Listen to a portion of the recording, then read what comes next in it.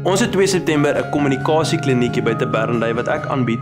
En interessant genoeg, in kommunikasie is daar baie keer invalshoeke waar ons op 'n sekere manier mekaar benader en werklik eintlik net nie die hoorder hoor nie en voor jy ooit vee beland jy by 'n plek waar ons regtig nie kom by 'n sinvolle resultaat nie. In die koöperatiewe wêreld het hulle 'n studie gaan doen en gevind dat in meeste maatskappye as gevolg van miskommunikasie is daar tot en met $37 biljoen wat verlore gaan.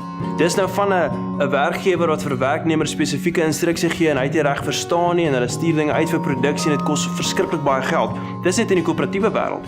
Ons vind baie keer in die huwelik ook hierdie miskommunikasie en dit het negatiewe effekte. Ek wil jou graag nooi na hierdie kommunikasiekliniek toe want jy gaan leer wat is jou spesifieke emosionele drywers, wat is vir jou belangrik, wat is jou passies, wat wil jy graag oordra, want dis hoe jy dink en hoe jy voel en jy optree.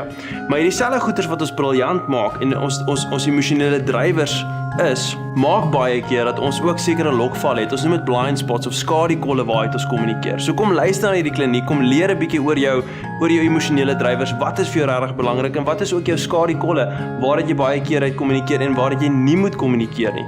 Kom vind uit hoe kan jy die beste weergawe van jouself wees in kommunikasie en sodoende sterker en meer effektiewe verhoudings bou met jou huweliksmaat, jou vriende, jou kollegas, oral in jou lewe.